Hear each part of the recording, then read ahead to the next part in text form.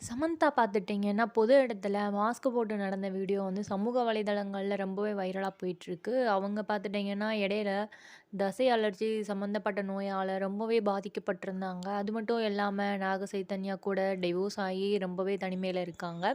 இந்த சூழ்நிலையில படங்கள்ல நடிச்சிட்டு இருந்தாலும், அவங்களோட ஹெல்த்த வந்து அவங்க ரொம்பவே நல்லா கேரிங்கா பார்த்துட்ருக்காங்க. இந்த சிச்சுவேஷன்ல தான் அவங்க எங்கே போனாலும் மாஸ்க் போட்டு போறாங்க. அம் ஜிம் போயிட்டு வர்றப்ப மாஸ்க் போட்டு வந்திருக்காங்க. ஏன் அப்படின்ட்டு பார்த்துட்டோன்னா, அவங்களுக்கு வந்து அம் எல்லாரும் வந்து ஜிம் போயிட்டு வர்றதுக்கு கூட அது எல்லாரும் அதிகமா விடமாட்றாங்க. ஜிம் போயிட்டு வந்தா கூட ஃபோட்டோ எடுக்குறாங்க. இந்த ஃபோட்டோ எடுக்கிறதுனால எனக்கு அந்த ஃப்ளாஷ் வந்து என் மேல படுறதுனால அதுவே என்னோட உடம்புக்கு வந்து ரொம்ப பாதிப்பாகுது. என்னோட கண்ணுலயுமே அலர்ஜி ஆகுது. இதனால தான் நான் அதிகமா கண்ணாடி போட்டுட்ருக்கேன். அந்த மாதிரியுமே பார்த்துட்டிங்கன்னா சமந்தா சொல்லியிருக்காங்க. பாவம் அவங்க ரொம்பவே ஒரு மன உளைச்சல்ல அது மட்டும் இல்லாம உடல் ரொம்பவே பாதிக்கப்பட்டு அவங்க ஹெல்த்த வந்து அவங்க நல்லா பார்த்துட்ருக்காங்க.